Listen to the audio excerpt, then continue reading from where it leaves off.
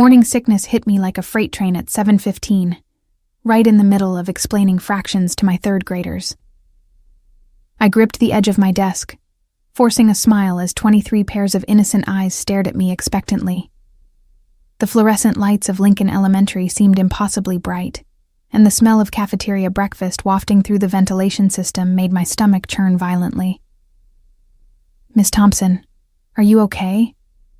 Little Mia Chen asked, her voice filled with concern. I swallowed hard, tasting bile. "I'm fine, sweetie. Just give me 1 second." I practically ran to the bathroom, barely making it to the stall before losing what little I'd managed to eat that morning.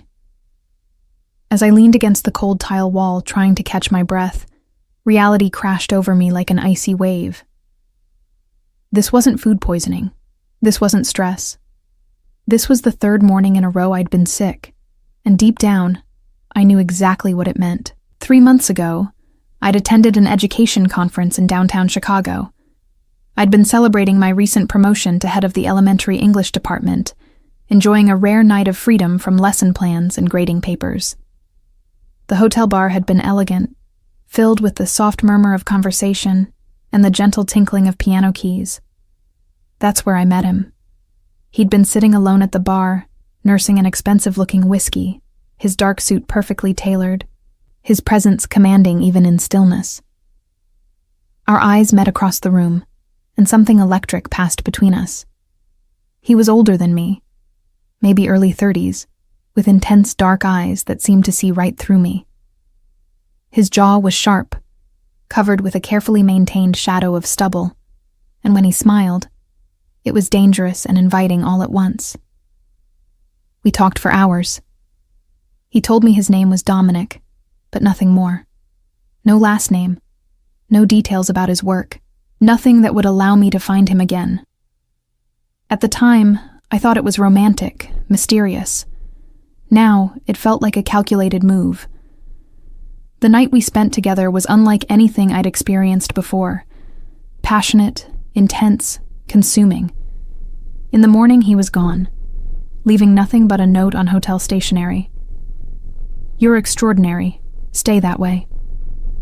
No number, no way to contact him.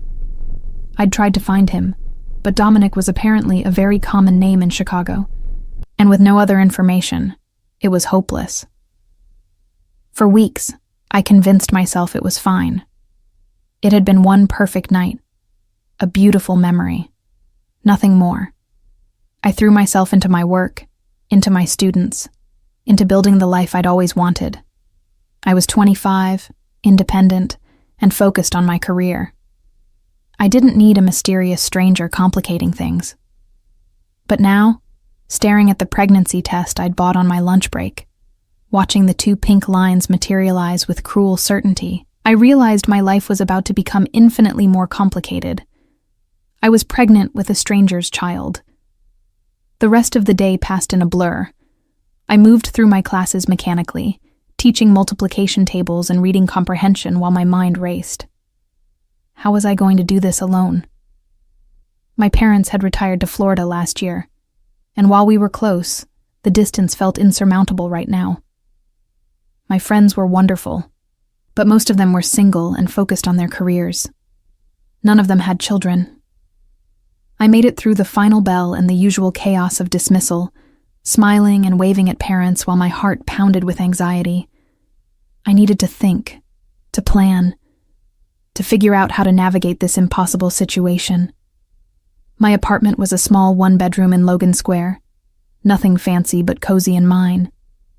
I collapsed on my worn couch, the pregnancy test clutched in my hand like evidence of a crime. What was I going to do? Could I raise a child on a teacher's salary? Would I have to move back with my parents in Florida? The thought made me want to cry. I spent that evening researching everything I could about single motherhood, prenatal care, and budgeting for a baby. By midnight, I was exhausted and overwhelmed, but I'd made a decision. I was going to have this baby. I was going to figure it out somehow. I'd always wanted to be a mother, even if the circumstances weren't what I'd imagined. The next few weeks were a careful balance of teaching, doctor's appointments, and hiding my condition. I was only about 11 weeks along, so I wasn't showing yet. But the morning sickness was brutal. I became an expert at keeping crackers in my desk drawer, at making excuses to step out of the classroom, at masking my exhaustion with careful makeup and forced energy. My principal, Mrs. Henderson, a kind woman in her 60s who'd been teaching longer than I'd been alive, noticed something was off. She cornered me one afternoon after school, her sharp eyes studying me with concern. "Emma, dear, are you feeling all right? You've seemed a bit under the weather lately." I forced a bright smile. "Just a bit of a bug, Mrs. Henderson. Nothing to worry about." She didn't look convinced, but she nodded. "Well, if you need anything, you let me know. We take care of our own here at Lincoln." Her kindness nearly broke me. I wanted to tell her everything, to ask for help, but I wasn't ready. Not yet. I needed more time to process, to plan, to prepare for how my life was about to change. By the time I reached 13 weeks, I'd developed a system. I wore loose, flowing tops that disguised my slowly changing body. I scheduled my prenatal appointments for late afternoons when I could claim I had professional development or errands. I kept the pregnancy test hidden in the bottom of my purse, wrapped in a tissue, as if keeping it close somehow made the situation more real, more manageable. Then, everything changed on a seemingly ordinary Tuesday in October. I was in my classroom, preparing for the next day's lessons, when Mrs. Henderson called an emergency staff meeting. We all gathered in the library, confused and concerned. Mrs. Henderson stood at the front, her usual warm expression replaced with something more uncertain. "I have some news," she began. "As you all know, Lincoln Elementary is a public school, but our building has always been owned by the Morrison Education Foundation. Well, the foundation has sold the building. Our new landlord will be taking over next month." A murmur rippled through the staff. We'd all assumed the school district owned the building. This was news to everyone. "Who bought it?"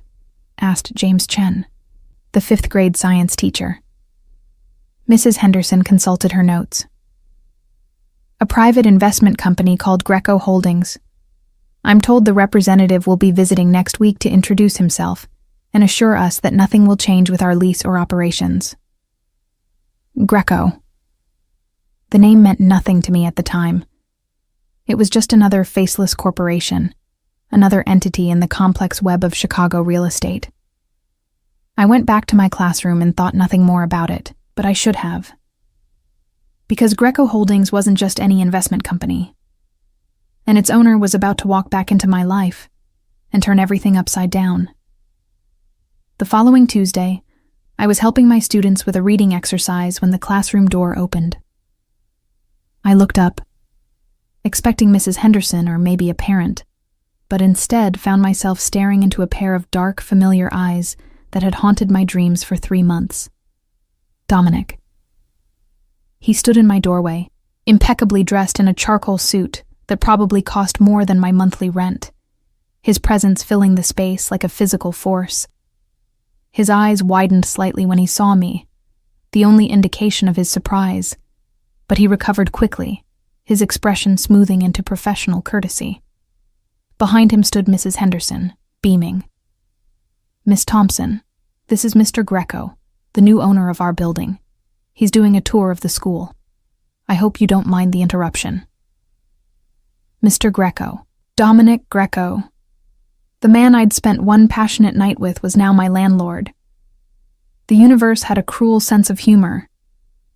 "Of course not," I managed to say, my voice surprisingly steady, despite the panic coursing through me. "We're always happy to welcome visitors." Dominic's eyes swept over my classroom, taking in the colorful posters, the students bent over their books, and finally, me. His gaze lingered for a moment too long, and I saw recognition, questions, and something else I couldn't quite name. "Beautiful classroom, Miss Thompson," he said, his voice as smooth and dangerous as I remembered. "Your students are lucky to have you. I nodded, unable to form words. Mrs. Henderson was saying something about enrollment numbers and test scores, but I couldn't focus. All I could think about was the pregnancy test hidden in my purse and the fact that the father of my child was standing 10 feet away, completely unaware that our one night together had consequences neither of us had anticipated. After what felt like an eternity, Mrs. Henderson led him away, but not before Dominic glanced back at me one more time, his expression unreadable. I made it through the rest of the day on autopilot, my mind racing. What were the odds? Chicago was a city of millions, and yet somehow the one man I'd been trying to forget had bought the building where I worked. I needed to think, to decide what to do. Should I tell him? Should I pretend we'd never met? Should I look for another job? That afternoon, as I was packing up my things, there was a knock on my classroom door. I turned, expecting a parent or colleague, and instead found Dominic standing there, alone this time, his hands in his pockets. "Emma," he said quietly, testing my name on his tongue. "It is Emma, right? Emma Thompson?" I nodded, my heart pounding. "And you're Dominic Greco?" "I am." He stepped into the room, closing the door behind him. "I never expected to see you again. When I saw you earlier, I thought I was imagining things." "You left," I said, the words tumbling out before I could stop them. "That morning. No number, no way to contact you. Just a note." His jaw tightened. "I had my reasons. I'm sure you did." I turned away, pretending to organize papers on my desk. I couldn't look at him. Not when my secret was growing inside me. Not when everything felt so fragile and uncertain. I heard him move closer. "Emma, look at me." I did, reluctantly. Up close, I could see the fine lines around his eyes, the intensity of his gaze, the barely controlled energy that radiated from him. He was even more attractive than I remembered, which made everything so much harder. "That night meant something to me," he said quietly. "I don't do that. I don't meet women in hotel bars. I don't spend the night with strangers. But you were different." "Then why did you leave?" I asked, hating the vulnerability in my voice. "Because my life is complicated. Because I didn't want to drag you into things you shouldn't be part of." He reached out, almost touching my face, then pulled back. "But seeing you again, I can't pretend I don't want to know you better. Have dinner with me. Let me explain. I should have said no. I should have told him to leave, that I needed time, that everything was too messy. But part of me wanted answers. Part of me wanted to understand who this man was, what his world was like, before I decided whether to tell him about our child. "Okay," I heard myself say. "Dinner, but somewhere quiet. I don't want this to be complicated." He smiled, that dangerous, devastating smile.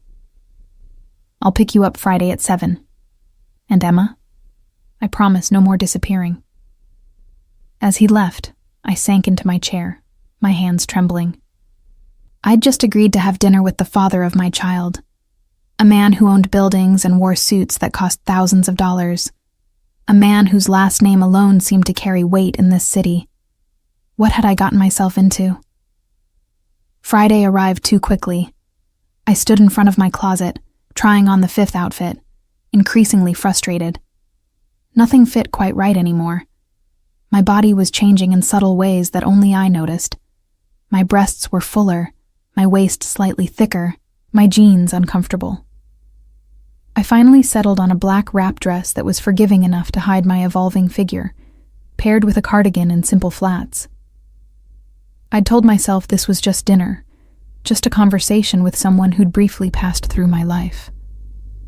But as I applied mascara with shaking hands, I knew I was lying to myself.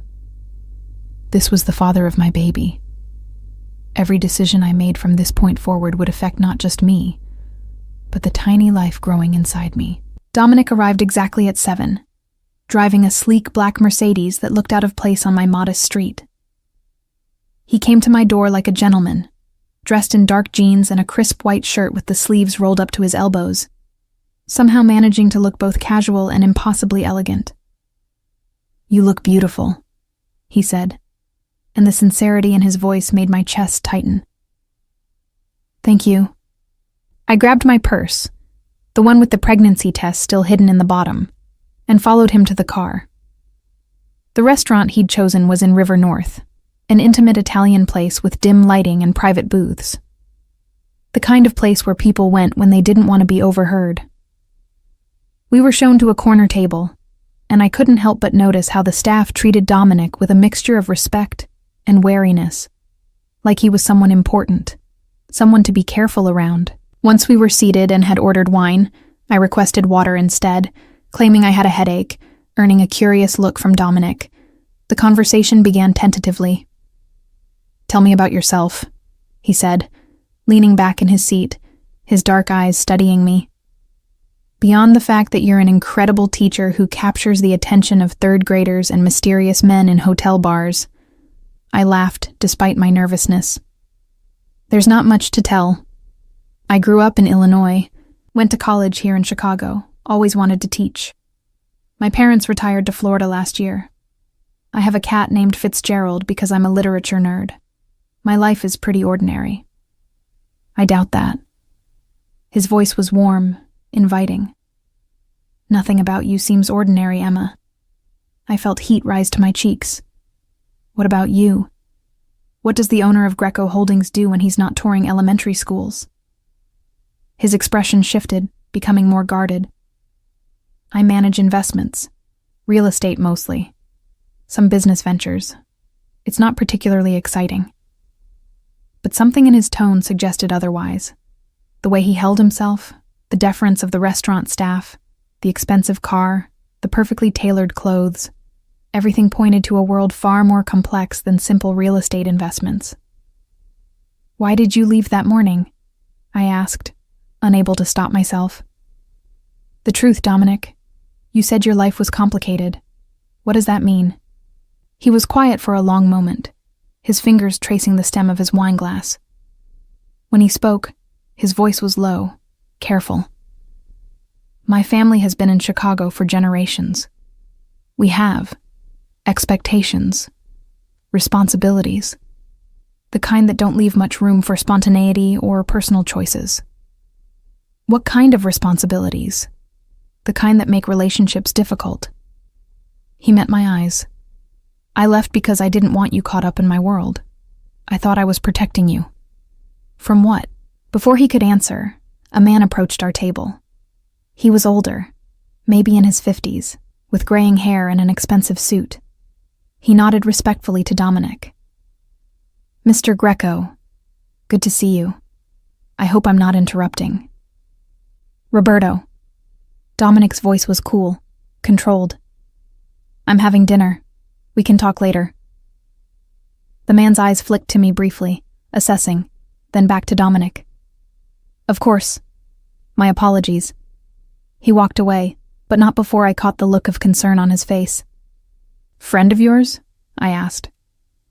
"Business associate," Dominic said shortly. Then, as if realizing how that sounded, he softened. "I'm sorry.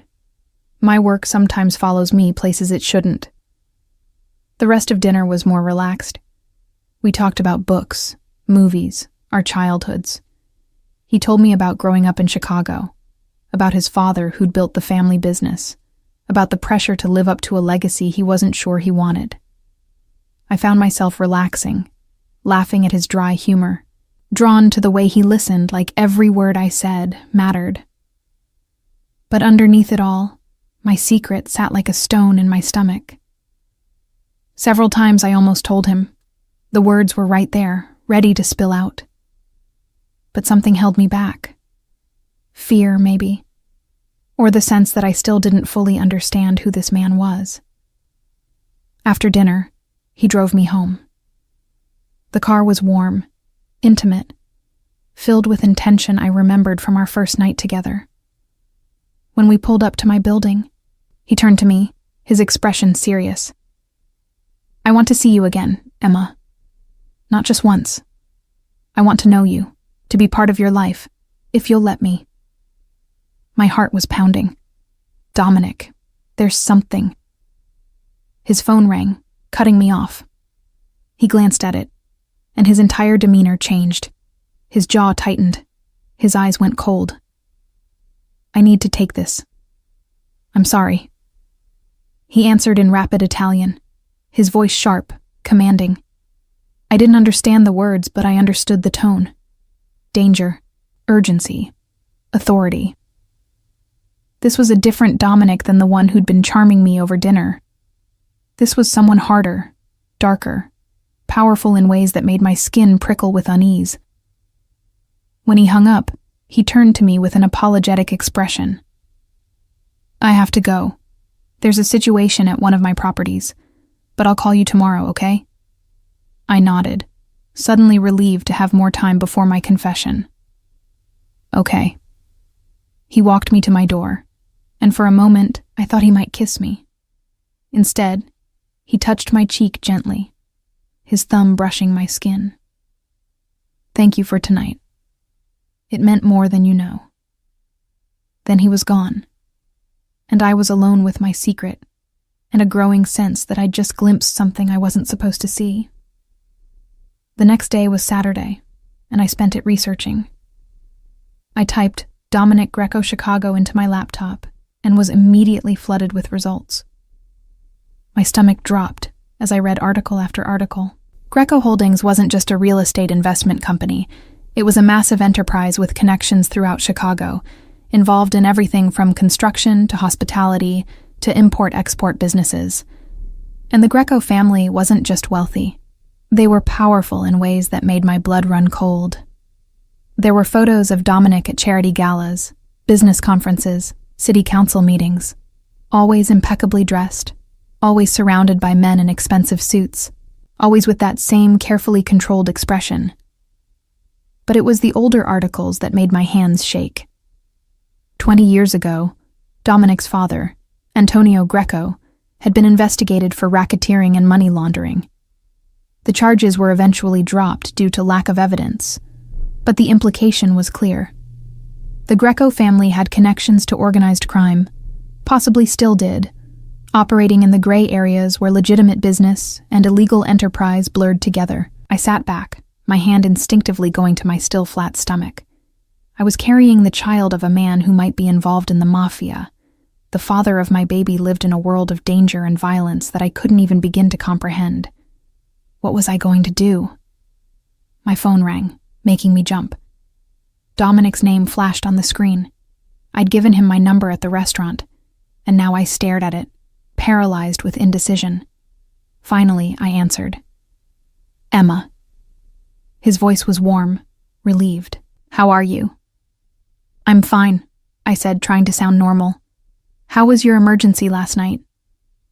"Resolved. Nothing for you to worry about." There was a pause. I was thinking, maybe we could spend the day together tomorrow. I'd like to show you something. I should have said no.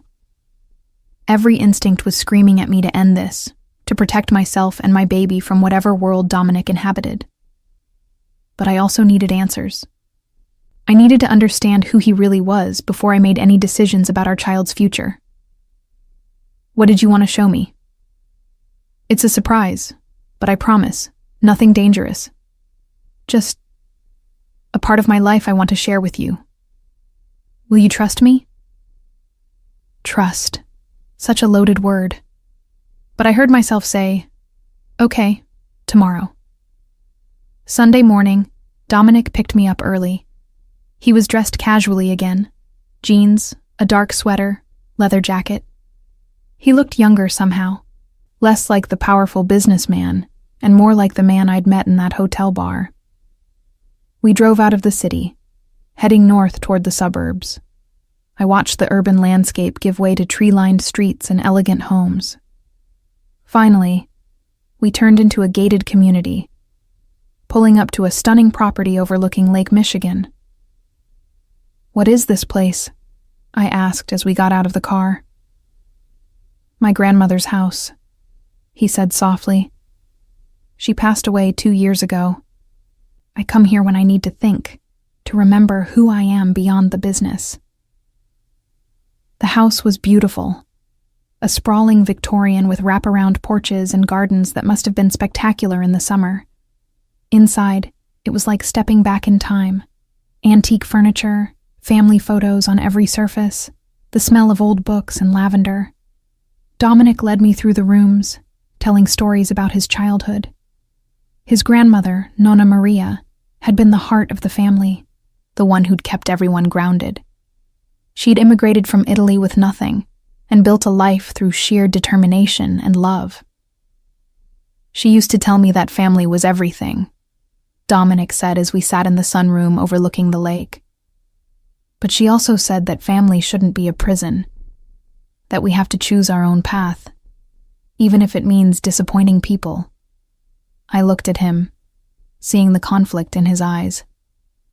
Is that why you left that morning? Because of family expectations? He nodded slowly. My father wants me to take over the family business completely. All of it. Not just the legitimate parts. He has plans, visions for expanding our influence. But He trailed off, his jaw tightening. I want something different. I want to build something clean, something I can be proud of. What do you mean by not just the legitimate parts? I asked, though I thought I already knew. Dominic met my eyes, and in that moment, I saw complete honesty. My family has a complicated history, Emma. My father, my grandfather, they did things I'm not proud of. They made deals with people who operate outside the law. And yes, there's money in our accounts that didn't come from legitimate sources. I've been trying to change that, to move us toward legal enterprises, but it's not easy. People have expectations, debts, obligations. My heart was pounding. Are you part of the Mafia, Dominic? He was quiet for a long moment. I'm part of a family that used to be. I'm trying to be part of a family that isn't anymore. But the past doesn't let go easily. There are people who still see us that way, who still expect certain things. I'm working to change our reputation, to make Greco Holdings a legitimate business empire. But it takes time. I stood up, suddenly needing space. I walked to the window, staring out at the gray waters of Lake Michigan. Everything in me was screaming to run, to get as far away from this man and his dangerous world as possible. But I also heard the sincerity in his voice, saw the conflict in his eyes. He was trying to change, to be better, and he deserved to know the truth. I turned to face him, my hand unconsciously moving to my stomach. Dominic, I need to tell you something. He stood, concern flickering across his face. What is it? Before I could speak, his phone rang again. He glanced at it and cursed under his breath. I'm sorry. I need to take this. It's urgent. He stepped out of the room, and I heard his voice rise in sharp Italian, anger and frustration clear even though I couldn't understand the words. When he came back, his face was pale, his expression grim. I need to take you home, now. There's been an incident at one of our warehouses. Someone was hurt. Is it serious? I asked, grabbing my purse. It could be. His voice was tight with controlled fury. Someone's sending a message, trying to provoke us into a response. The drive back to the city was tense and silent. I could feel the danger radiating from him, the barely contained violence that lurked beneath his civilized exterior.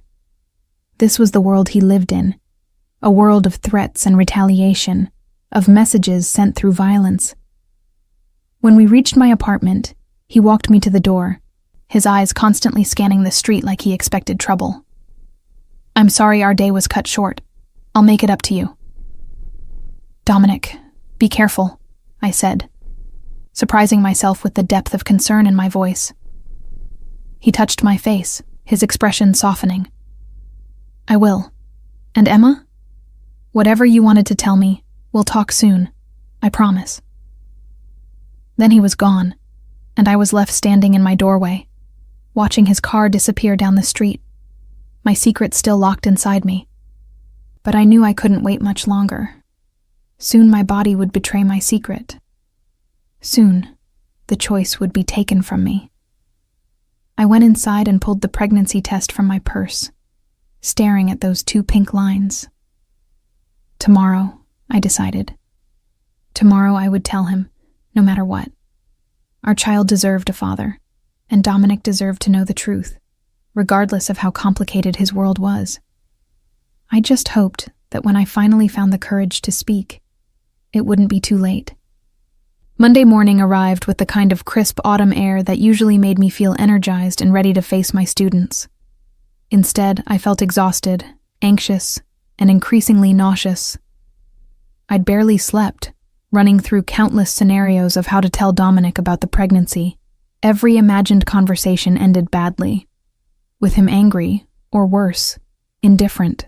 I dressed carefully in loose layers, grabbed my oversized purse with its hidden secret, and headed to school. Lincoln Elementary was buzzing with its usual Monday energy, children running through the hallways, teachers clutching coffee cups like lifelines, the smell of crayons and cleaning products permeating everything. My morning classes went smoothly until recess, when the nausea hit again. I excused myself, telling my teaching assistant to watch the class, and hurried to the staff bathroom. As I splashed cold water on my face afterward, Mrs. Henderson found me. "Emma, dear, you really don't look well." Her voice was gentle, but firm. "Maybe you should go home for the day." "I'm fine, really. Just a stomach bug that won't quit." I forced a smile that felt more like a grimace. She studied me with those sharp, experienced eyes. "Emma, I've been teaching for 40 years. I've seen pregnant women try to hide morning sickness more times than I can count." Her voice dropped to a whisper. "If you need accommodations or want to talk about maternity leave planning, my door is always open." I felt tears prick my eyes. "How did you know?" "You've been eating crackers constantly, you've stopped drinking coffee, and you've developed a tendency to bolt from the room at odd times." She smiled kindly. "Plus, I'm a mother of 4. I recognize the signs. But don't worry. Your secret is safe with me until you're ready to share it." After she left, I stood in the bathroom, overwhelmed by gratitude and fear in equal measure. At least I had one ally who understood. But that made it even more urgent that I tell Dominic. He deserved to know before the whole world figured it out. I made it through the rest of the day by sheer willpower. When the final bell rang, I packed up my things quickly, planning to go straight home and call Dominic. I needed to arrange a meeting, somewhere private where we could talk without interruption. But as I walked toward the school's entrance, I saw his Mercedes parked outside. Dominic was leaning against it, looking out of place among the minivans and sedans of parent pickup. When he saw me, he straightened, and I noticed he looked tired, shadows under his eyes that hadn't been there yesterday. "Hey," he said as I approached. "I hope it's okay that I came by. I wanted to apologize for how yesterday ended and see if you were free for dinner." "Actually, I was going to call you." I clutched my purse tighter, feeling the outline of the pregnancy test through the fabric. "We need to talk. There's something important I have to tell you." His expression became guarded. "That sounds serious." "It is." I glanced around at the parents and children streaming past us. "But not here. Can we go somewhere private?" "My car?" he suggested. I nodded, and we got in. The interior smelled like leather and his cologne, bringing back vivid memories of our night together. He started driving, heading toward the lakefront, neither of us speaking. The silence was heavy with anticipation. He parked in a quiet area overlooking the water, then turned to face me. "Emma, you're making me nervous. Whatever it is, just tell me." I took a deep breath, my hands shaking as I opened my purse. This was it. No more hiding, no more delays. That night we spent together, 3 months ago. It had consequences neither of us expected. I pulled out the pregnancy test, still wrapped in tissue, and handed it to him. He unwrapped it slowly, his expression unreadable as he stared at the 2 pink lines. The silence stretched on for what felt like hours, but was probably only seconds. "Is this child mine?" His voice was barely above a whisper. "Yes." My own voice was trembling. "I found out a few weeks ago. I haven't been with anyone else.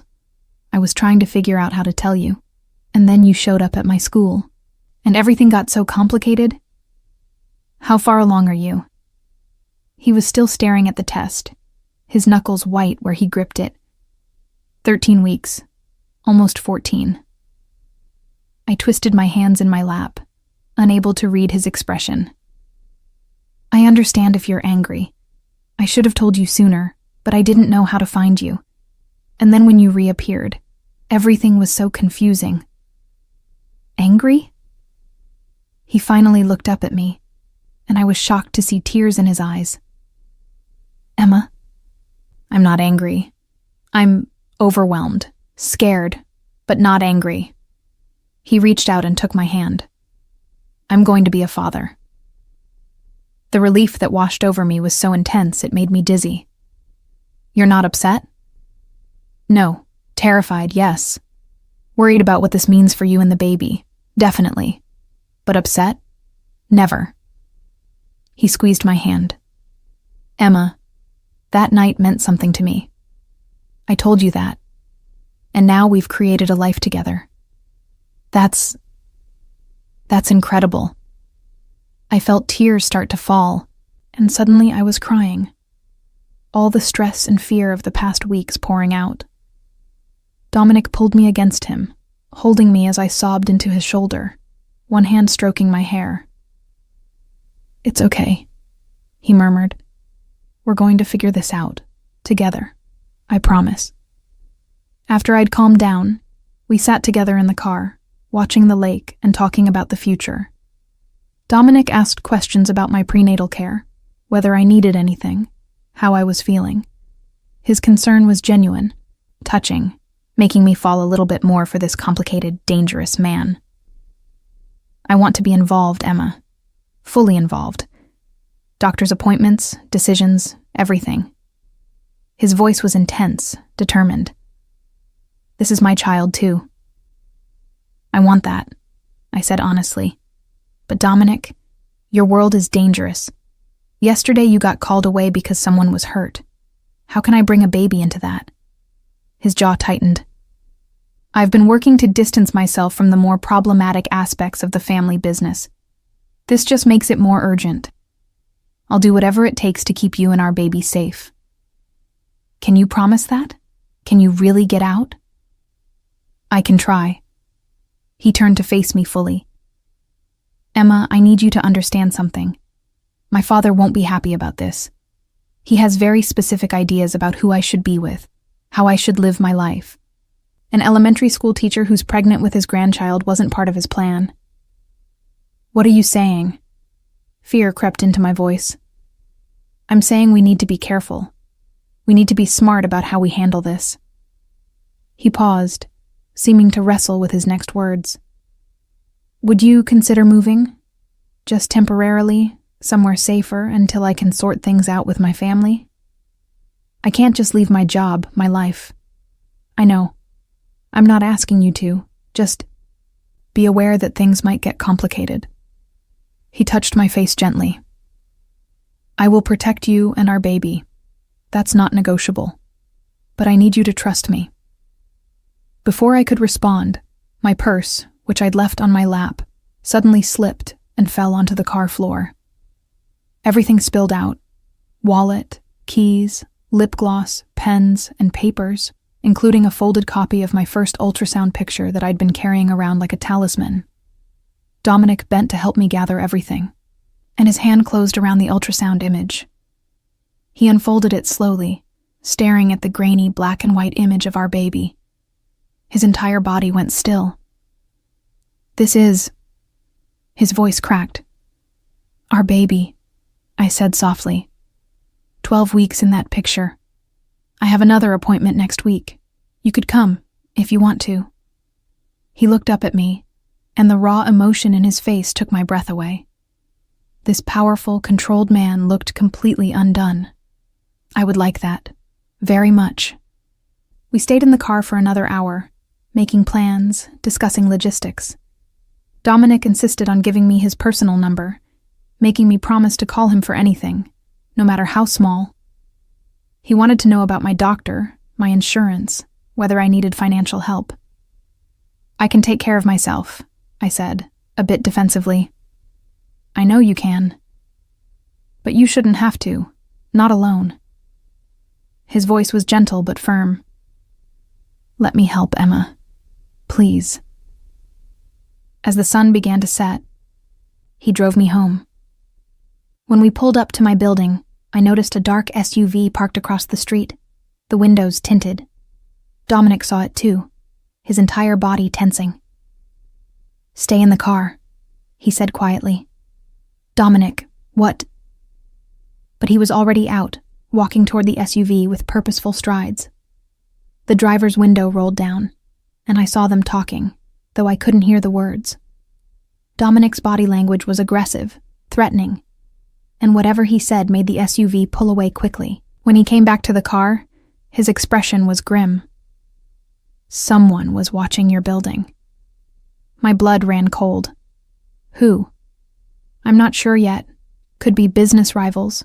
Could be someone trying to get leverage on me. Either way, I don't like it.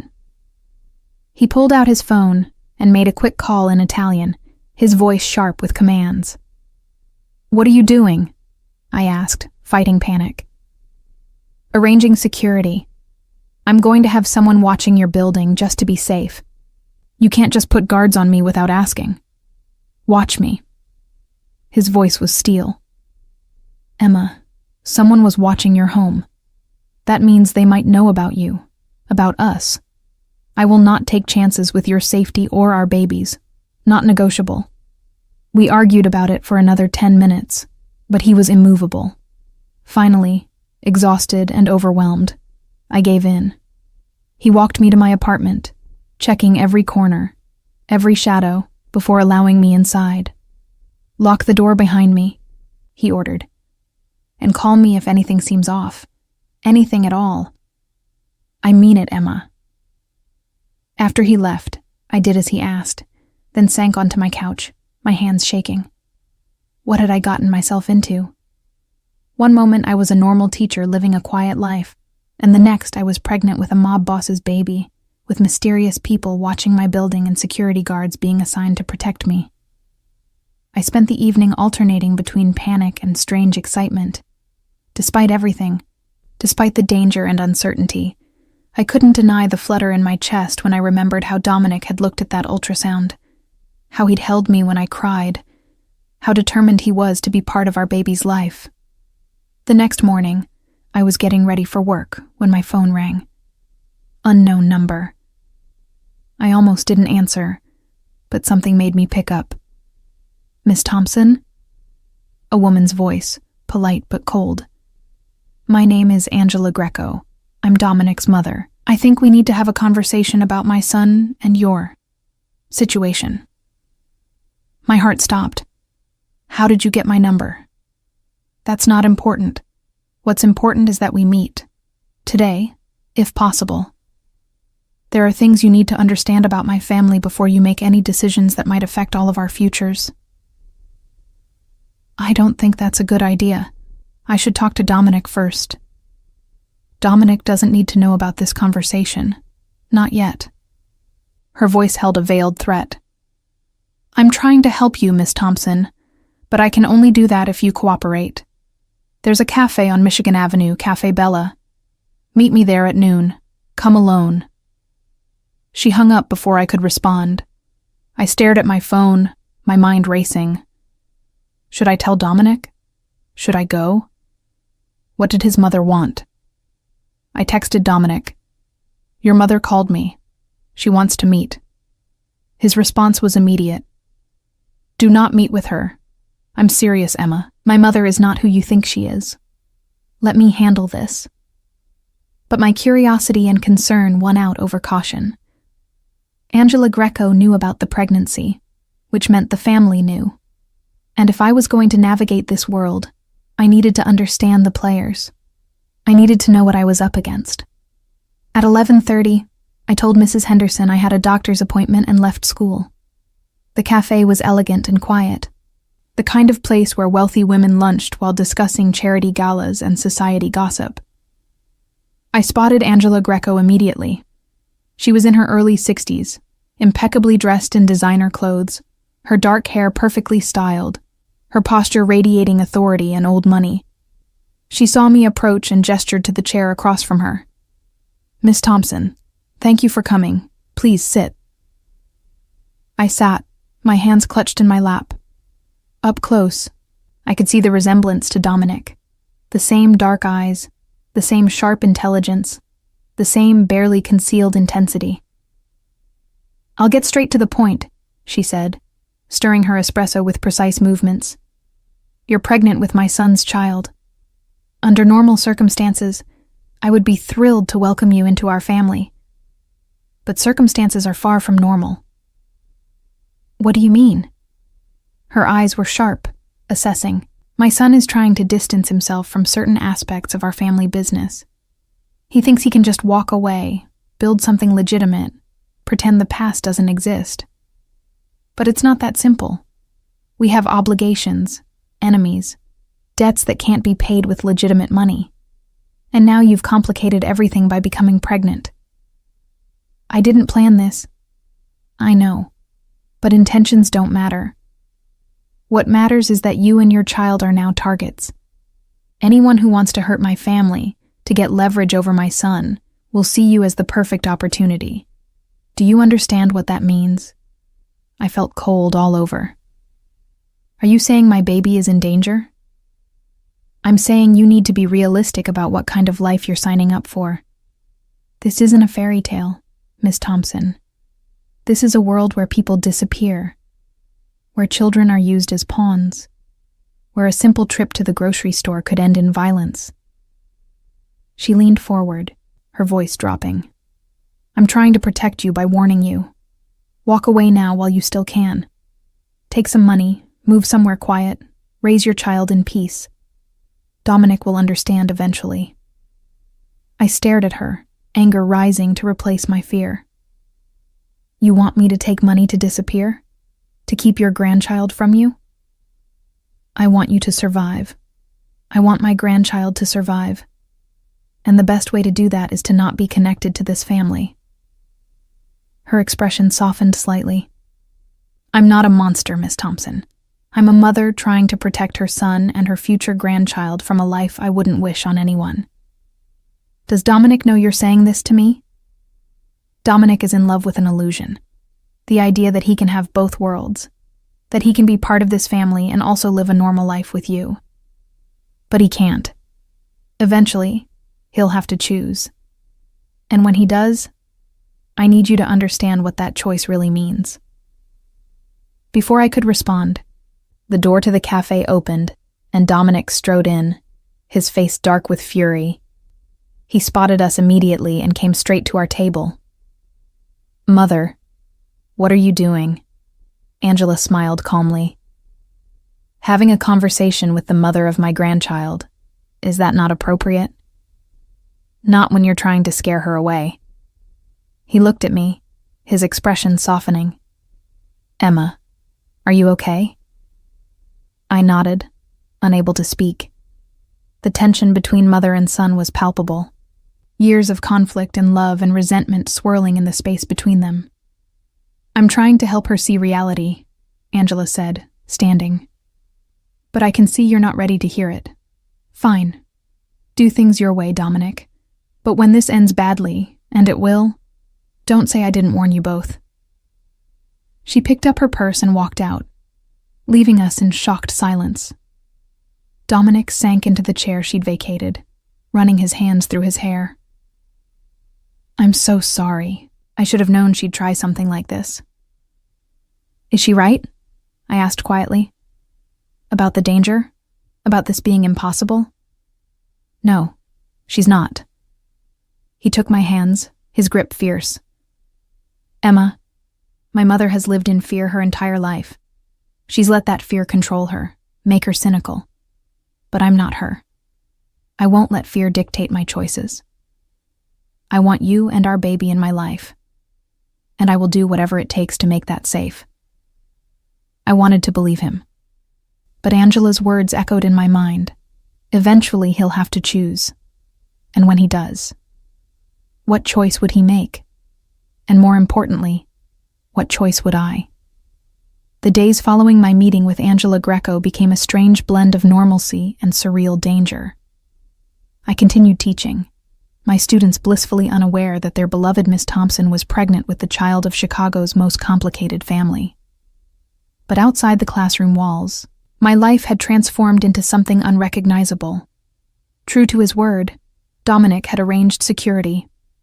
A rotation of 3 men in dark suits took turns watching my building, following me to school, sitting in cars outside while I taught. At first, their presence terrified me. A constant reminder that I needed protection meant I was in actual danger. But after a few days, I found their presence oddly comforting. At least someone was watching my back. Dominic and I fell into a routine.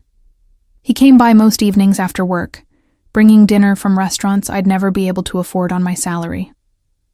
We'd sit in my modest apartment, eating expensive Italian food while discussing baby names, nursery colors, and the mundane details of my prenatal care. In those moments, it was easy to forget the darkness that surrounded his world. He accompanied me to my 16-week appointment, and I watched his face transform when he heard the heartbeat for the first time. The strong, steady thump filled the examination room, and tears streamed down his face without shame. He gripped my hand so tightly it almost hurt, but I didn't mind. In that moment, he wasn't a dangerous businessman with mob connections. He was just a man overwhelmed by the miracle of impending fatherhood. "That's our baby," he whispered, his voice thick with emotion. "That's really our baby."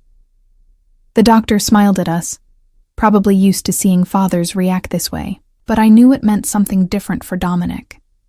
This baby represented possibility, a chance to build something good in a life that had been defined by his family's dark legacy. However, not everything was smooth. At school, I noticed changes. Parents who'd always been friendly started giving me odd looks. One mother, whose husband apparently worked in city government, pulled me aside one morning. "Miss Thompson, is everything all right? I heard some concerning rumors about associations you might have." Her voice was polite but laced with judgment. "I don't know what you mean," I said carefully. "Just be careful, dear. The company you keep reflects on the school, and on you." After she left, I felt sick. Dominic's world was bleeding into mine, tainting the life I'd carefully built. Mrs. Henderson noticed my distress and called me into her office during lunch. "Emma, I'm going to ask you something, and I need you to be honest with me." She closed the door, her expression concerned. "Are you in some kind of trouble? Because there have been some unusual people asking questions about you. And that man who picks you up sometimes, I recognize him from the news. He's connected to some very powerful people." I sank into a chair, exhausted from keeping secrets. "I'm not in trouble. At least not the kind you're thinking. Dominic is the father of my baby. He's trying to be supportive, but his family is complicated." Mrs. Henderson studied me for a long moment. "Complicated is one word for it. Emma, I'm not going to judge you, but I need to know, is this school safe? Are my students safe?" "Yes," I said firmly. "Dominic would never let anything happen here. The security he's provided is as much to make sure nothing spills over into my workplace as it is to protect me." She nodded slowly. "Okay, I trust you. But Emma, if that changes, if you feel unsafe for even a moment, you tell me immediately. We'll figure something out." That conversation weighed on me. I was bringing danger to people I cared about, threatening the sanctuary that Lincoln Elementary had always been. That evening, when Dominic came over, I confronted him. People are asking questions. Parents, my principal. Your mother was right. Being with you puts everyone around me at risk. He set down the Chinese food he'd brought, his expression troubled. I know. I'm working on a solution.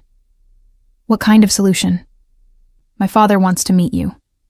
He said it quickly, like ripping off a bandage. He's demanded it, actually. Says he won't approve any of my plans to legitimize our business until he's vetted you himself. My blood ran cold. Vetting me? I'm not applying for a job, Dominic. I'm carrying your child. I know. And that's exactly why he wants to meet you. In his world, you're not just my girlfriend. You're potentially the mother of the next Greco heir. That comes with expectations. He took my hands. I'll be with you the whole time. He can be intimidating, but he won't hurt you. He just wants to understand who you are. And if I don't meet his approval?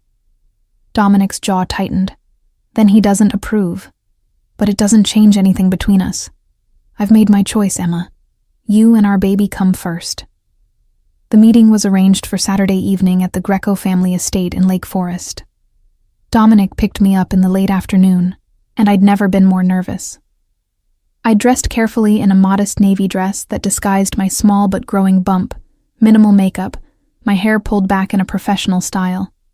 I was meeting the head of what might still be a crime family, and I had no idea what to expect. The Greco estate was stunning. A sprawling property with manicured lawns, security gates, and a mansion that looked like something from a movie. As we drove up the circular driveway, I saw several men in dark suits positioned around the property, watching, always watching. Breathe, Dominic said gently, noticing my panic. Just be yourself. That's all you need to be. Inside, the house was elegant but surprisingly warm, filled with family photos and the smell of cooking food. Angela Greco greeted us in the foyer, her expression neutral as her eyes swept over me. Dominic, Miss Thompson, my husband is waiting in his study. She led us through the house, her heels clicking on marble floors. Antonio Greco's study was exactly what I'd imagined. Dark wood paneling, leather furniture, shelves filled with books and expensive liquor. He stood as we entered, a man in his late 60s with Dominic's dark eyes, and a presence that commanded immediate respect and fear in equal measure. So, he said, his voice accented with Italian inflections. This is the teacher who's captured my son's heart. He gestured to a chair. Sit. Let's talk. The next hour was one of the most intense of my life. Antonio asked questions about my background, my family, my education, my plans for the future. He was polite but probing, clearly assessing whether I was suitable for his son. Angela sat silently in the corner, her expression unreadable. My son tells me you don't come from money, Antonio said at one point. That you're a public school teacher. Noble work, but not exactly what I'd envisioned for Dominic's children's mother. With respect, Mr. Greco, I didn't envision any of this either, I said, surprising myself with my directness. But I'm not going to apologize for who I am or what I do. I love teaching. I love helping children, and I'm going to love and raise my child the best way I know how. Something flickered in Antonio's eyes. Respect? Maybe. Or amusement. You have spine? Good. You'll need it in this family. He turned to Dominic. You're sure about this? About leaving the old business behind for her? I'm not leaving for her, Dominic said firmly. I'm leaving because it's the right thing to do. Emma just made the decision easier. Antonio was quiet for a long moment, studying both of us. Finally, he stood and walked to his desk, pulling out an envelope. Very well. If you're determined to go legitimate, I won't stop you. But understand, this changes everything. The protections our old associations provided, the leverage we had, the fear that kept enemies at bay, all of that goes away if we clean up our operations. I understand, Dominic said. Do you? Antonio's voice was sharp. Because there are people who won't be happy about this. People who see our families shift as weakness, as an opportunity. They might try to take advantage. They might come after the things you care about. His eyes moved to me, the implication clear. Then we'll deal with them, Dominic said, his voice steady. Together, Antonio handed him the envelope. These are documents transferring the legitimate holdings to your name exclusively. The other operations, the ones we're shutting down, I'll handle the transitions. But Emma needs to understand something. He looked at me directly. You're not just dating my son. You're not just having his baby. You're becoming part of a family with a very specific history. People will judge you, fear you, or try to use you because of our name. Are you prepared for that? I thought about the suspicious parents at school, the guards outside my building, Angela's warnings. I thought about my quiet, safe life that had been turned upside down. Then I thought about Dominic's hand in mine, the sound of our baby's heartbeat, the possibility of a future together. I'm prepared to try, I said quietly. For my child. For Dominic. I'm prepared to try. Antonio nodded slowly. Then welcome to the family, Emma Thompson.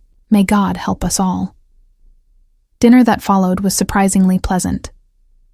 Angela thawed slightly, asking about my pregnancy, sharing stories about when she'd been expecting Dominic. I learned about his childhood, his rebellious teenage years, his slow realization that he wanted something different than what his family offered. As we were leaving, Angela pulled me aside. I was harsh when we first met. I apologize for that. I was trying to protect you in the only way I knew how. She touched my hand gently. But I see now that you're stronger than I gave you credit for. You'll need that strength.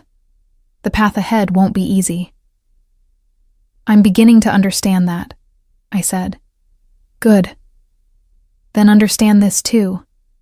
I may have doubts about this choice, but that baby you're carrying is my grandchild, and I protect what's mine. If you need anything, you call me. Family takes care of family. On the drive home, I felt emotionally exhausted but oddly hopeful. That went better than I expected. My father respects honesty and courage. You showed both.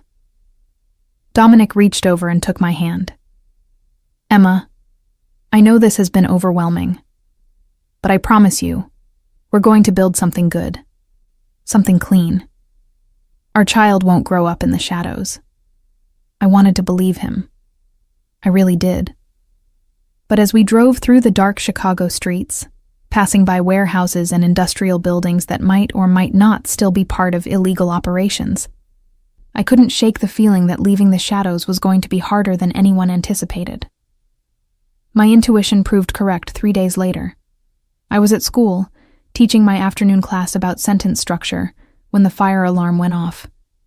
It wasn't a scheduled drill, and the sudden blaring made everyone jump. We filed out according to protocol, my students in a neat line, other classes streaming out behind us. That's when I saw the smoke. It was coming from the school's office wing, thick black smoke billowing from broken windows.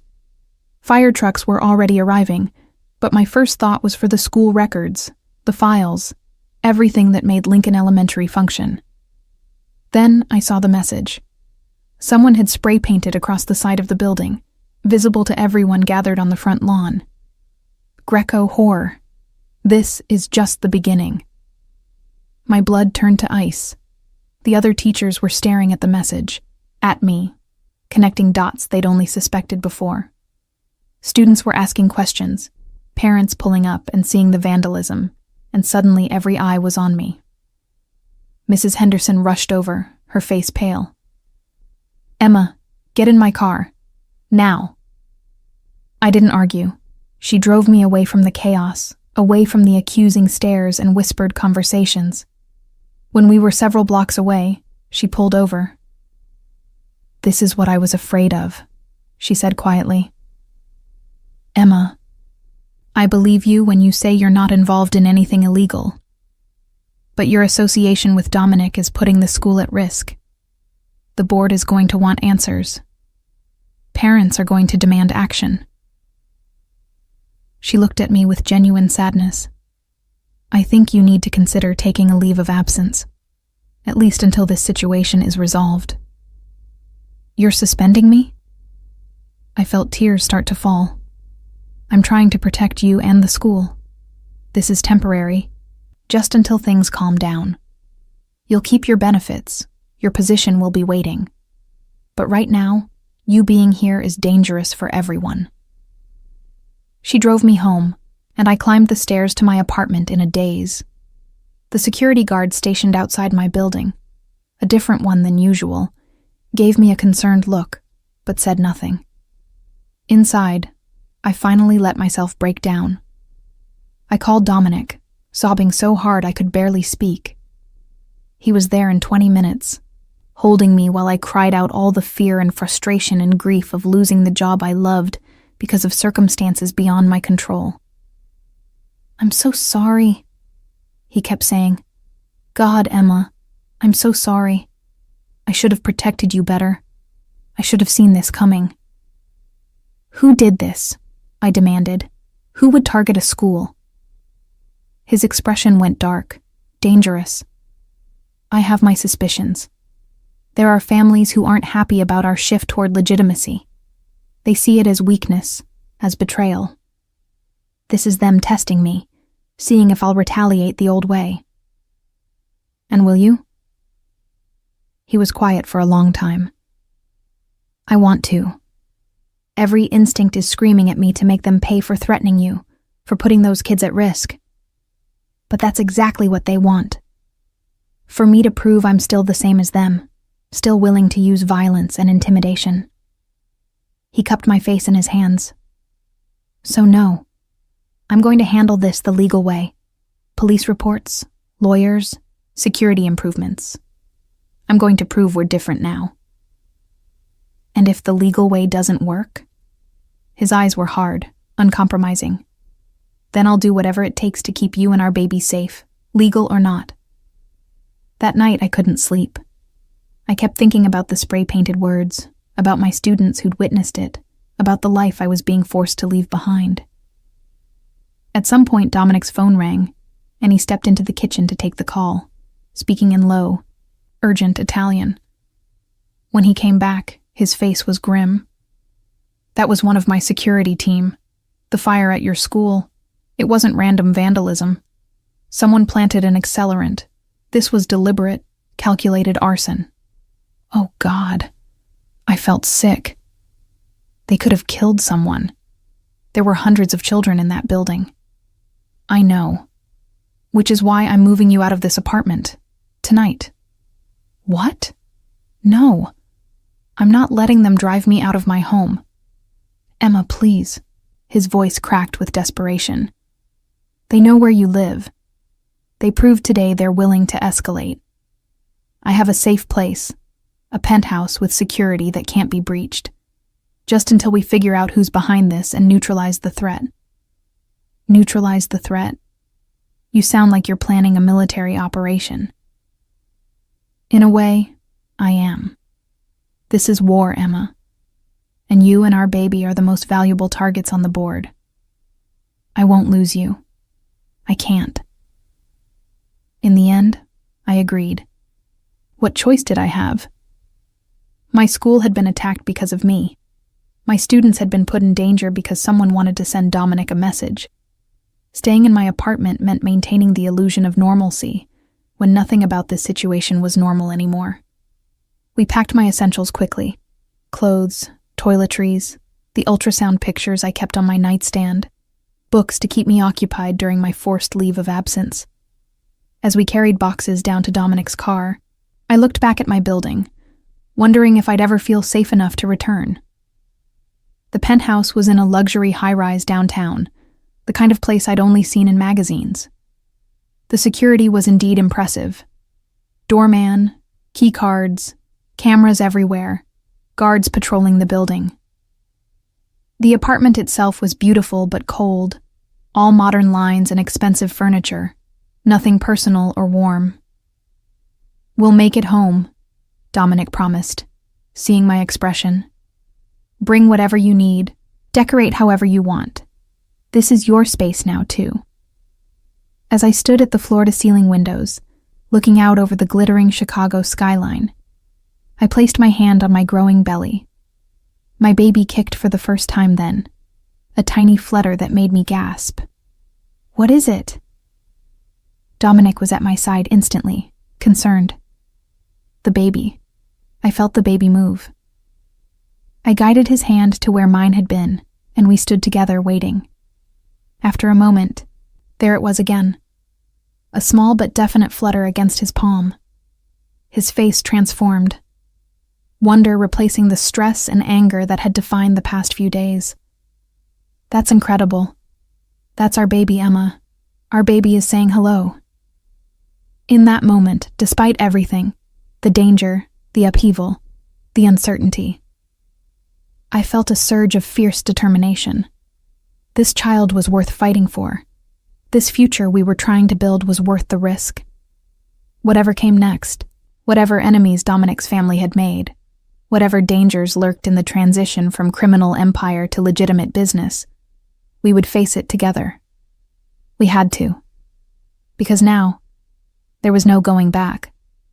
Living in Dominic's penthouse was like existing in a gilded cage. Everything was beautiful, comfortable, and secure. But I couldn't shake the feeling of being trapped. The security measures that had seemed excessive before now felt necessary but suffocating. I couldn't leave without an escort. I couldn't go anywhere without careful planning and risk assessment. My life had been reduced to the confines of luxury high-rise walls. The days blended together. I tried to maintain some semblance of routine. Reading, preparing lesson plans for when I could return to teaching, researching everything about pregnancy and newborn care. Dominic came home most evenings, usually late, always exhausted, his face drawn with the stress of transitioning the family business while dealing with increasing threats. "Another warehouse was vandalized," he told me one night, loosening his tie as he collapsed onto the couch beside me. "Third one this month. Whoever's orchestrating this is systematic, trying to cripple our legitimate operations while I'm trying to build them up." "Do you know who it is?" I asked, rubbing his shoulders, feeling the tension knotted there. "I have suspicions. The Rossini family has been making moves, trying to take over territory we're vacating as we go legitimate. They see our shift as weakness, as an opportunity to expand their own operations." His voice was bitter. Apparently, choosing to be a better person makes you a target. I was 20 weeks along now, visibly pregnant, my body changing in ways that were both miraculous and terrifying. We'd had another ultrasound. A girl, the doctor told us, and Dominic had cried again, overwhelmed with joy and fear in equal measure. We were having a daughter, a little girl who would inherit both his name and all the complications that came with it. "We need to think about names," I said, trying to lighten the mood. "We can't just keep calling her the baby." He managed to smile. "I've been thinking about that. What about Sophia? It was my grandmother's name. The woman who taught me that family could be about love instead of just power. Sophia." I tested it on my tongue, imagining calling it across a playground, whispering it over a crib. "Sophia Rose Thompson Greco. I like it." "Thompson Greco?" He raised an eyebrow. "Unless you have a problem with my name being part of hers?" I challenged. No, I love it. She should carry both our legacies, the good parts anyway." He placed his hand on my belly, and Sophia kicked immediately, as if acknowledging her father. "I promise you, little one, you're going to have a better life than I did, cleaner, safer." But the threats kept coming. Anonymous calls to Dominic's business line, suspicious packages left at properties he managed, graffiti appearing on buildings faster than it could be removed. Each incident was calculated, designed to create fear and instability without crossing into violence that would trigger a full police investigation. Then, 3 days before Christmas, everything escalated. I was in the penthouse alone. Dominic had gone to a business meeting that morning when someone knocked on the door. Not the intercom from the lobby, but directly on the penthouse door. The security system should have made that impossible. I approached cautiously, checking the peephole. A man stood there, older, well-dressed, someone I didn't recognize. But something about his posture, the way he waited patiently, suggested he knew I was watching. "Mrs. Greco?" His voice was polite, cultured. Or should I say Miss Thompson? "We haven't met, but I'm a friend of the family. I need to speak with you about Dominic." Every instinct screamed danger. "How did you get up here?" "I have friends in this building. It wasn't difficult. Please, I just want to talk. 5 minutes of your time could save a lot of trouble for everyone involved."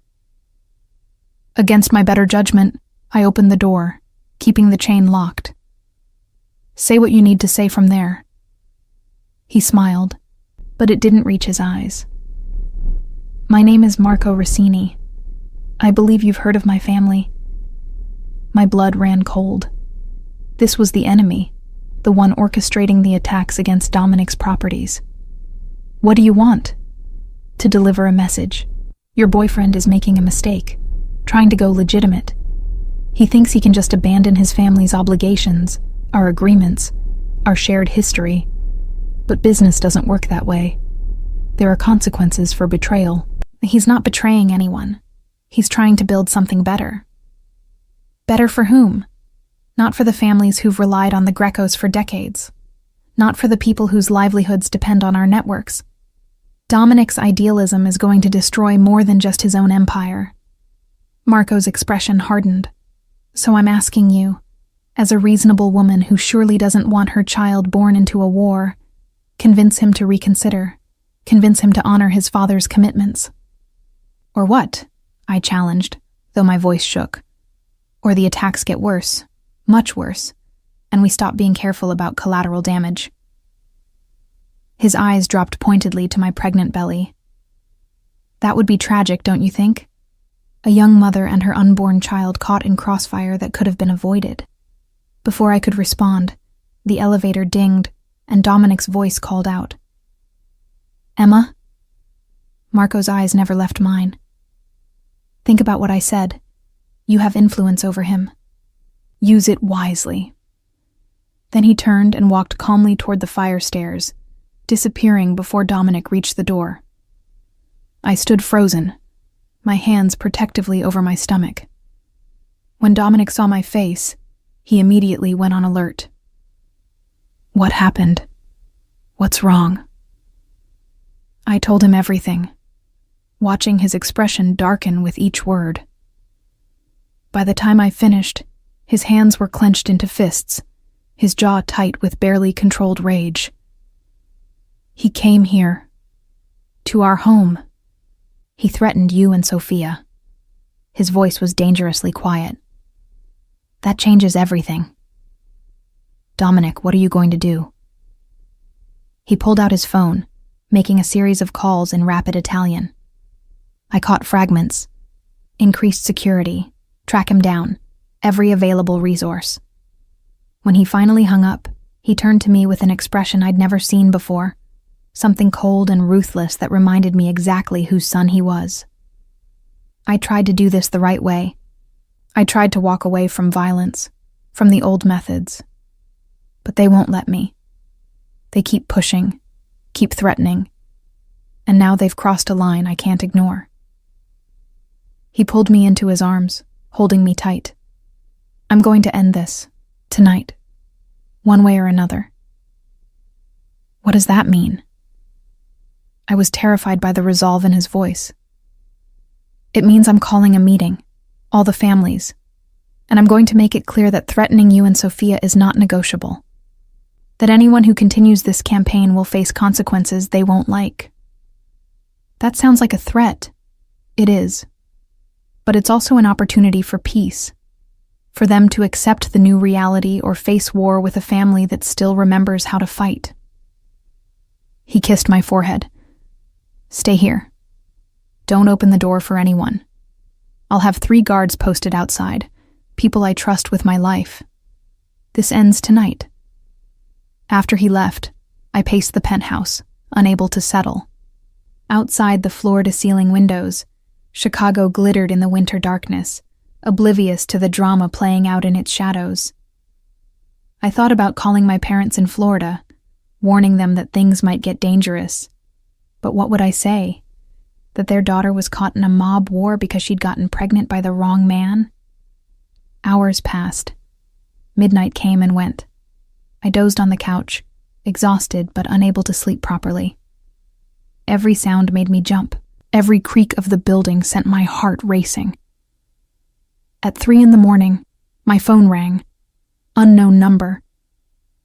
I almost didn't answer, but something made me pick up. Emma. Angela Greco's voice was tight with controlled panic. You need to get to Rush University Medical Center. There's been an incident. He's hurt. The world tilted. How bad? Bad enough. Just get here. I'll have a car waiting downstairs. The drive to the hospital was a blur. The guards who'd been posted outside my door came with me, flanking me protectively as we rushed through emergency room doors. Angela was waiting, her usually impeccable appearance disheveled, her eyes red from crying.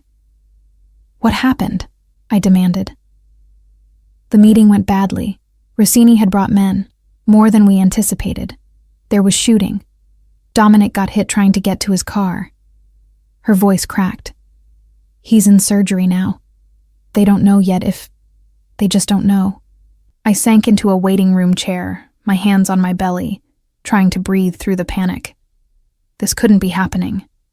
Dominic couldn't die. Not now. Not when we were finally building something. Not when Sophia needed her father.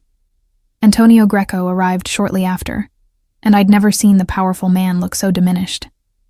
His face was gray, aged years in a single night. He sat beside his wife, taking her hand, and for the first time I saw them not as mob royalty, but as parents terrified of losing their child. This is my fault, Antonio said quietly. I should have handled Rossini myself. Should have dealt with this before it touched Dominic, before it touched you. He looked at me with genuine remorse. I'm sorry, Emma, for all of this. You didn't deserve to be dragged into our world. I made my choice, I said, though my voice shook. I chose Dominic. I chose this life. I just need him to survive so we can live it. Hours crawled by. Dawn broke over Chicago, pale winter light streaming through hospital windows. Angela went to get coffee. Antonio made calls, his voice sharp as he barked orders about retaliation and security.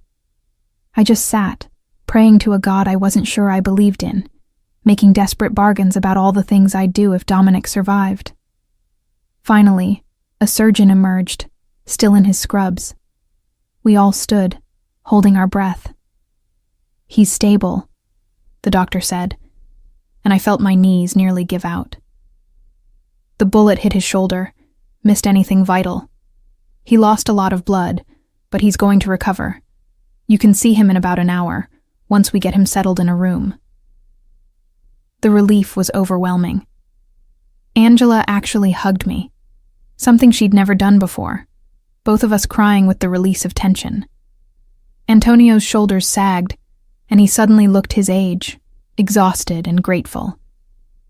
When they finally let me see him, Dominic was pale, hooked up to various monitors and IVs, but his eyes were open. He managed a weak smile when I entered. "Hey," he rasped. "Sorry for scaring you." I burst into tears, carefully sitting on the edge of his bed, mindful of his injuries. "You almost died. You almost left me alone to raise Sophia by myself. I know. I'm sorry." He lifted his uninjured arm to wipe my tears. "But Emma, it's over. The meeting, it didn't go how I planned, obviously. But before Rossini's men started shooting, I made it clear that you and Sophia are untouchable, that anyone who comes after my family will face not just me, but every resource the Grecos have ever built. His expression hardened. And after tonight, after what they did, even the families who were on the fence about my legitimacy plans have lined up behind me. No one wants the kind of war this could become. So what happens now? Now we rebuild. Really rebuild. Rossini is facing attempted murder charges. There were dozens of witnesses. His organization is going to collapse under the legal pressure. And I have commitments from the other families that they'll stay out of our territory while we complete the transition. He touched my face gently. We won, Emma. Maybe not the way I wanted, but we won. We get our future. We get to raise Sophia in peace. I wanted to believe him. As I sat there holding his hand, feeling our daughter move inside me, I let myself imagine that future. A life where Dominic came home every night without looking over his shoulder. Where Sophia could grow up knowing her father wasn't involved in anything dark or dangerous. Where I could return to teaching without fear of bringing danger to my students. Maybe it was naive. Maybe there would always be ghosts from the Greco family's past. Always be people who remembered what they used to be. But sitting there in that hospital room, watching Dominic's chest rise and fall with steady breaths, I chose to hope. We'd survive the worst. Surely we could handle whatever came next. Dominic came home from the hospital 3 days after Christmas, his arm in a sling, moving carefully but determined to recover quickly.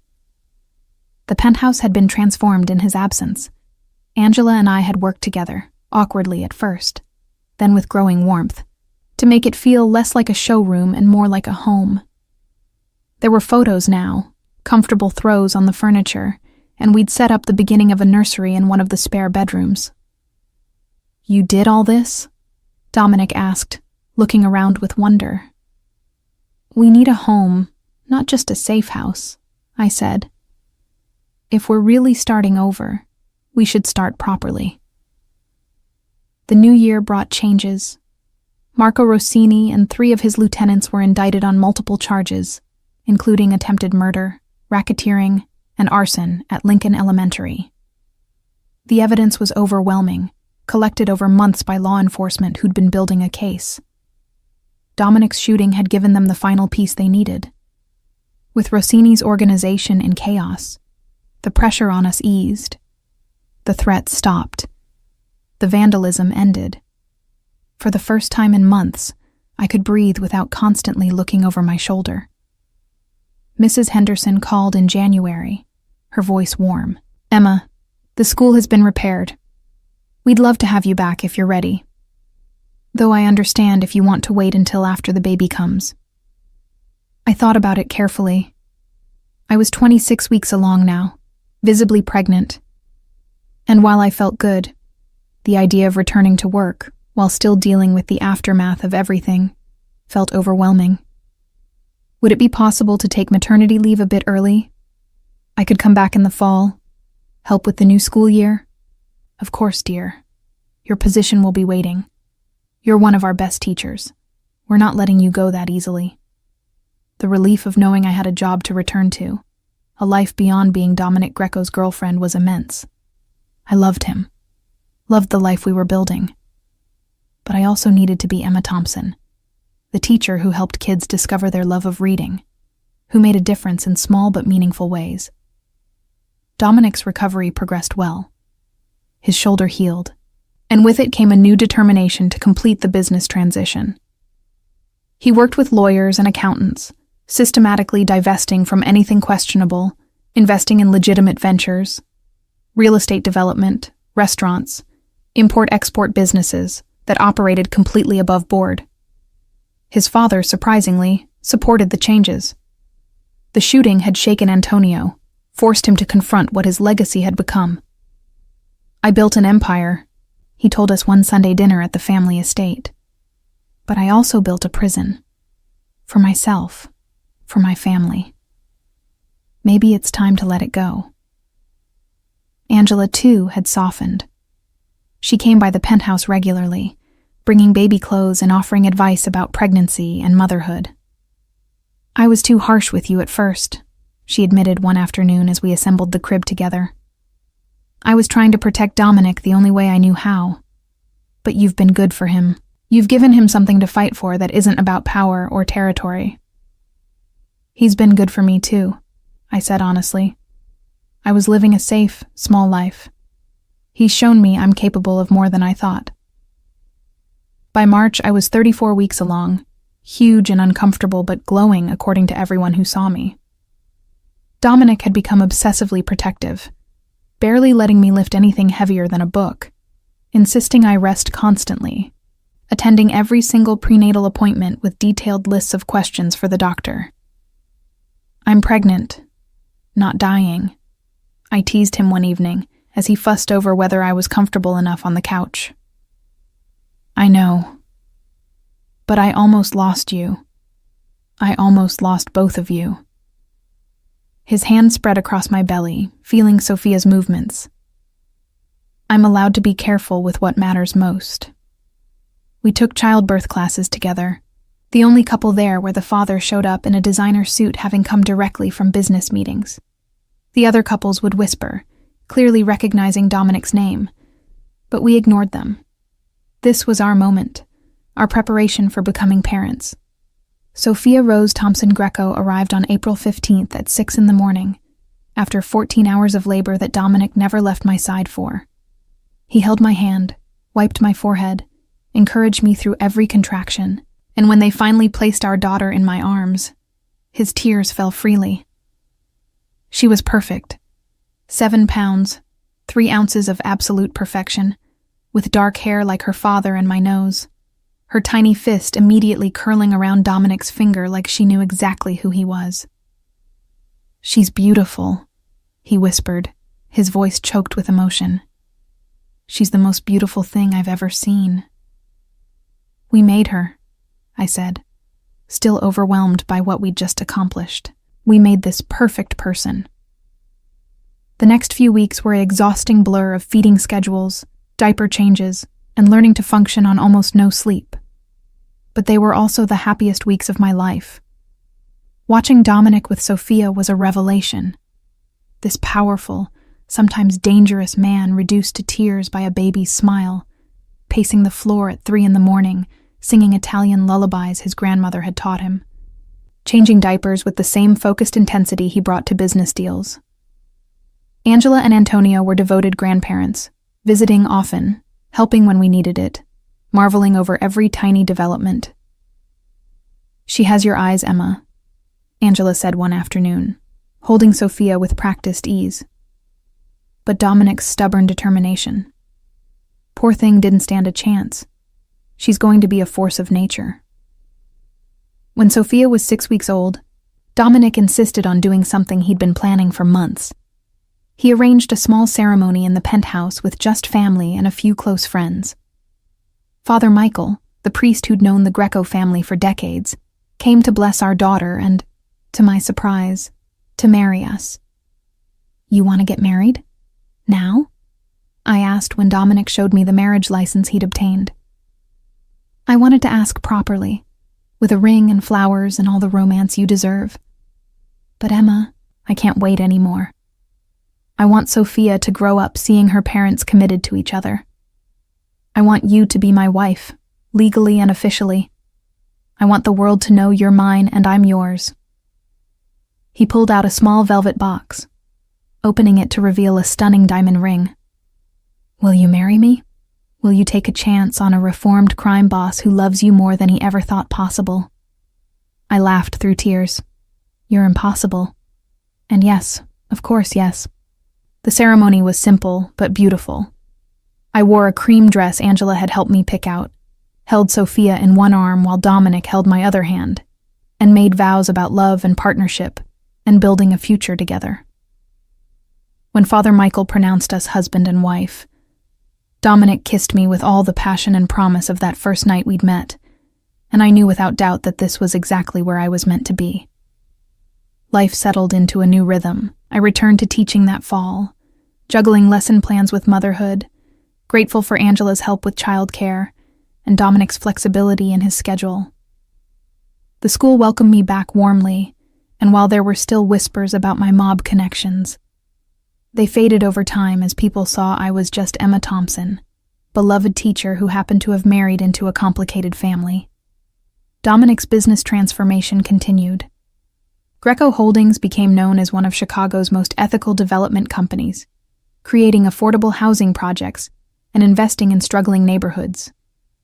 It was slower, less profitable than the old ways, but Dominic was building something he could be proud of, something Sophia could inherit without shame. We moved out of the penthouse when Sophia turned 1, buying a house in Lincoln Park with a yard and good schools nearby. It wasn't as secure as the high-rise, but by then, we didn't need fortress-level security. The threats had ended. The Greco name was being rehabilitated. We were just another family in Chicago, albeit one with an interesting past. On Sophia's 2nd birthday, the extended family gathered at our house for a party. My parents had flown in from Florida, charmed despite their initial reservations by their granddaughter and by Dominic's obvious devotion to his family. Angela and Antonio were there, along with Dominic's cousins, and the few family friends who'd survived the transition away from criminal enterprise. As I watched Sophia toddle around the yard, chasing bubbles and laughing with pure joy, Dominic came up behind me, wrapping his arms around my waist. "Happy?" he asked. I leaned back against him. "Incredibly. Are you?" I never thought I could be this happy. Never thought I deserved it. He turned me to face him. "You saved me, Emma. You and Sophia. You gave me a reason to be better, to want better." "We saved each other," I corrected. "I was playing it safe, hiding from life. You showed me I could be brave, that I could handle more than I thought." He kissed me softly. "Think we could handle one more?" I pulled back, searching his face. "Are you asking if I want another baby?" "Maybe, someday, when you're ready. I like the idea of Sophia having a sibling, of growing our family." He smiled. "Besides, I'm getting good at the whole father thing." I laughed. "You really are. Okay, someday. Let's see how we handle the terrible twos first." As the party continued around us, I thought about how far we'd come. From a one-night stand in a hotel bar to this, a marriage, a daughter, a life built on love and second chances. It hadn't been easy. We'd faced danger, judgment, and our own doubts. But we'd survived.